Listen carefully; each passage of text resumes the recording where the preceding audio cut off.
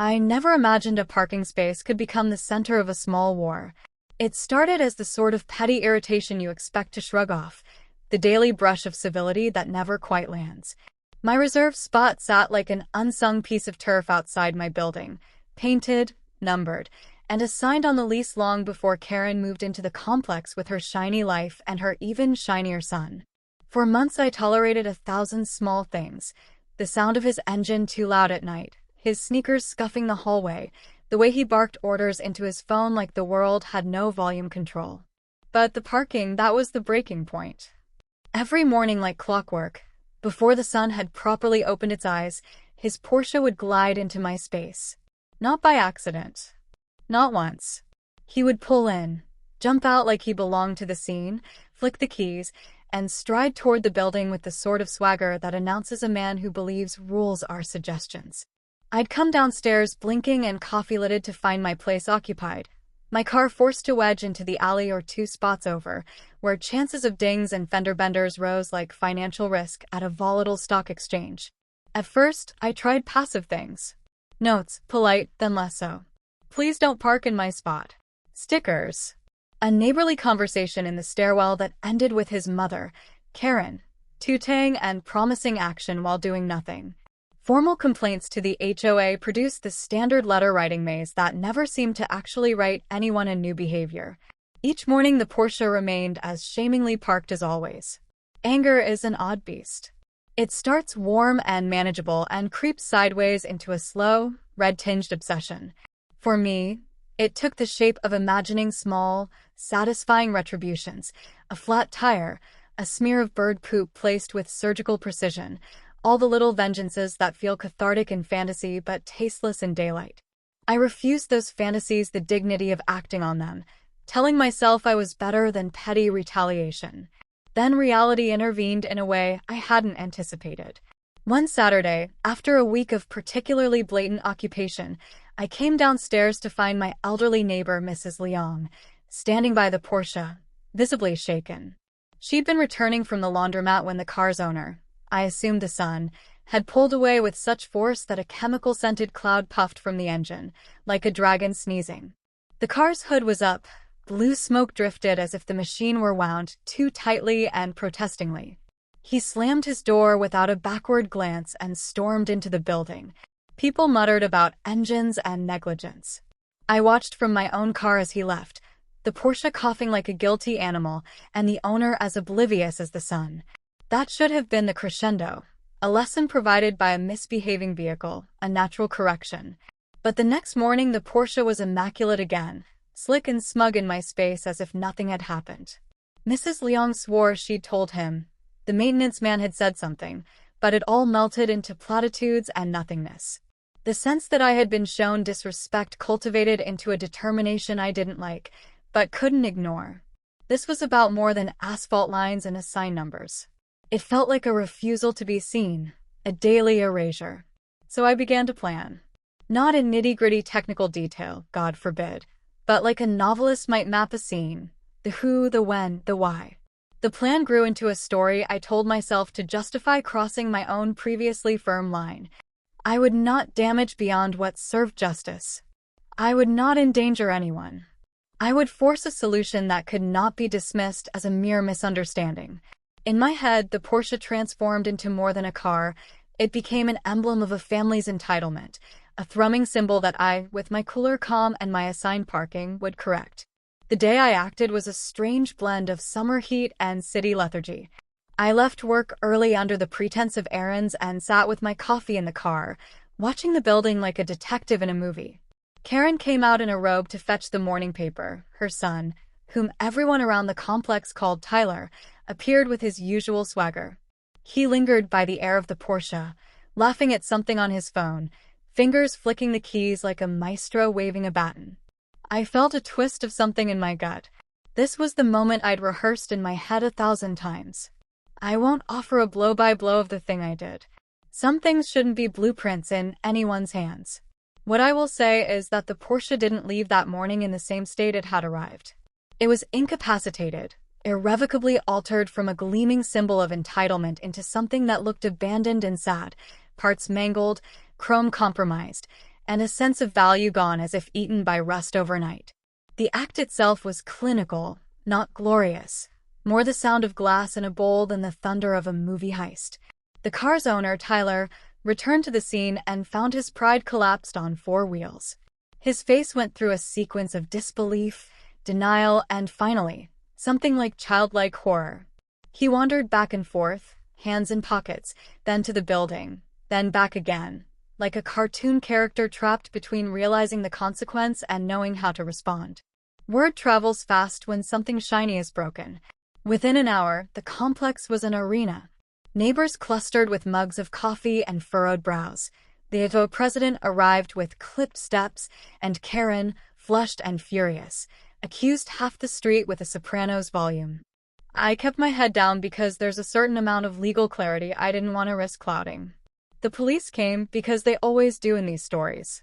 Statements were made, cameras reviewed, and narratives formed around my actions. Here's the complicated thing. Revenge tastes different in the mouth once it's real. It had felt righteous in the planning, like a handicapped deity dispensing karmic justice. In practice, standing there while the broken machine sat like a carcass, hearing the muttered sympathies for Tyler from people who had previously watched me scramble for a spot, I felt a weight. The satisfaction I'd expected was a thin film over a more complicated texture, a mix of vindication, shame, and an odd grief. I had forced a resolution, but it was not the clean, poetic justice my inner monologue had promised. It was messy, loud, and human. The media of our micro-community had its say. Group chats lit up with theories and confessions. Those who'd admired me in the past found reasons to question my motives, while others, especially those who had been victims of Tyler's arrogance, offered quiet smiles and thinly veiled support. Karen, predictably, did not see nuance. She wrote a letter to the HOA calling for restitution, accusing me of criminal vandalism, and threatening to contact lawyers. Tyler posted something on social media, a curated image of the ruined Porsche with a caption about those who can't accept privilege, painting himself as the victim of some neighborhood witch hunt. Legalities chewed at the edges of everything. The police kept a file. The HOA convened a meeting that people attended more to watch the drama than to listen to annual budget reports. My upstairs neighbor, who had tolerated my gripes and once lent me sugar, confronted me in the hallway. "You could have called the towing company," she said, with the moral certitude of someone who had never had a spot taken from them. That question, "Why didn't I call the towing company?" echoed in my head. Because I wanted a message. Because patterns sometimes require disruption to change. Because facts, even mundane ones like tariffs on parking etiquette, don't move people who believe themselves exempt. Then the real complexity arrived. The Porsche's owner was not merely a bratty kid with expensive tastes. He was the son of someone with a lot of clout in the local business community, people whose voices carry at HOA meetings and who know the right kind of lawyer. Suddenly, the small feud had expanded into the realm of potential litigation and reputational damage. Karen's phone calls acquired the tone of someone dialing for reinforcements. Letters from legal offices arrived like the formal flutter of winter arriving early. I received a cease and desist draft through my inbox, accompanied by a polite but firm demand for restitution. I won't pretend I wasn't afraid. There is a difference between moral certainty and legal exposure. One warms the conscience, the other chills the bones. I hired a lawyer the way you hire an umbrella before a storm. No, not a superhero attorney with a post on LinkedIn promising to solve everything in a single tweet, but someone practical who did the math. Likelihood of conviction, cost of defense, probable settlement. It is strange how quickly audacity meets real-world risk, and how the language changes from poetic to spreadsheet. In depositions and neighborhood mediations, my motives came under a microscope. The legal process requires explanation, documentation, and the kind of introspection I'd skirted the week before. I had to explain why a space on asphalt had become an affair of honor. I had to account for every step with clear, non-rhetorical words. Under that scrutiny, my story was less a heroic parable and more a messy human chain of regret and rationale. The prosecuting side emphasized property damage. The defense pushed the narrative of ongoing harassment and persistent violation of my assigned rights. We were all, apparently, actors in a drama that looked different depending on which side of the fence you watched from. There was a hearing where both sides argued with reasonable vigor. My attorney made the case that the parking had been an intentional and consistent violation, proof of a pattern that gave context to my actions, not an excuse but a motive. Tyler's family argued that property had been willfully and maliciously destroyed and that restitution and punitive damages were appropriate.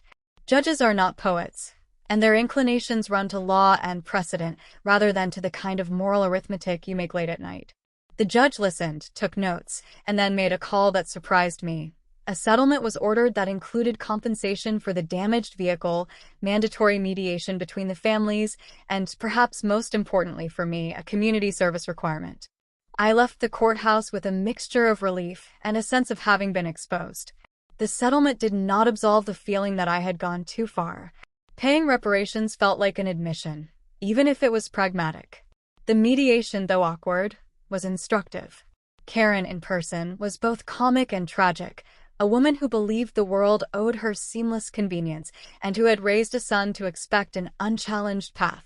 Tyler was less swagger and more embarrassment when confronted with the wide eyes of the neighbors he had wronged. Perhaps the most unexpected moment came when Mrs. Leong stood up during the mediation and quietly said that she'd been tired of seeing people shoved around and that she understood why I had snapped. Small, ordinary voices have a way of calibrating what courts cannot. What followed the legal resolution was quieter than the initial explosion. The Porsche was repaired, not to showroom condition but to a functional state, and I paid a settlement that felt financially stingy but morally necessary. The HOA adopted a more visible enforcement policy for parking infractions, towing warnings delivered within hours, not days, clearer signage, and a small fee system to incentivize compliance. The policy changes were vindication of a sort, but they were also a reminder that my act had been catalytic. I had forced a change by creating a crisis that no one could ignore. That would be a hard lesson if you measured it by satisfaction.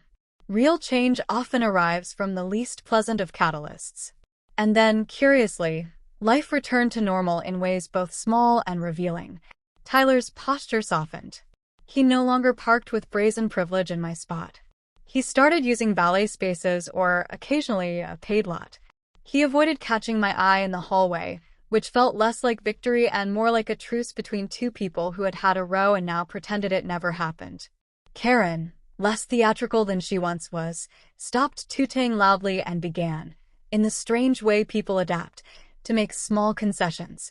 At the annual block barbecue, she and I exchanged a polite nod that might have been a truce, or merely a pragmatic acknowledgement that the world is too small for perpetual war.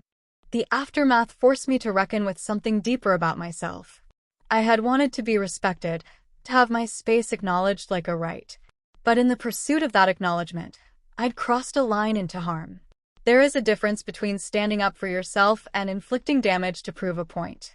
The settlement stung my wallet and scratched my ego, but it also taught me humility. Justice is not always about getting even. Sometimes it's about making choices that make you sleep easier at night. I had not slept well for weeks after the event. People ask me if I would do it again. The question is simpler than its answer. In a flash of fury, I might say yes. In a calmer hour, I would say I'd choose differently. If the choice is between letting a pattern continue and taking action, there are ways to act that don't leave you debt-laden or court-bound. Organizing neighbors, documenting repeated violations, using the official channels more relentlessly than I had, these are the more pedestrian answers. But the truth remains stubborn.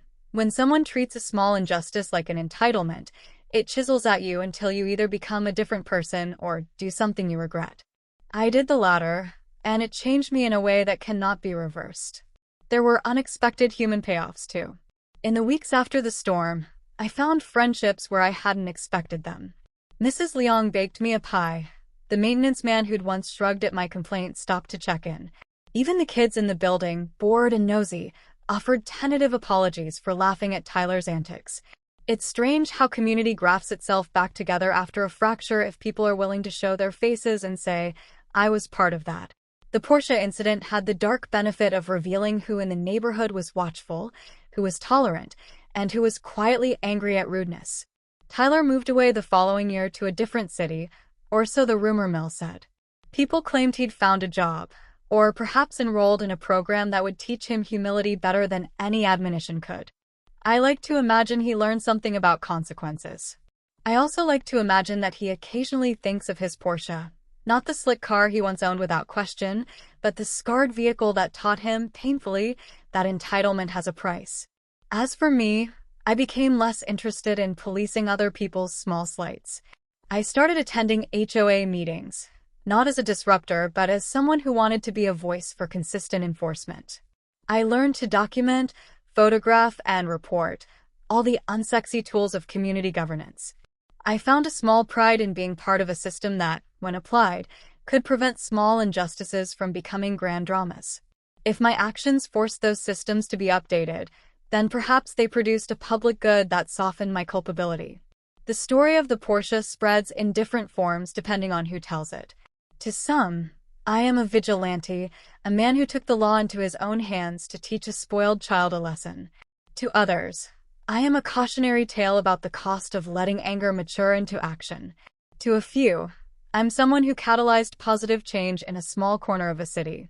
I accept all those narratives with a measure of unease. Stories become myths when retold. Facts get smoothed like river stones. The reality was less cinematic and more human. I was a neighbor who snapped, with predictable consequences.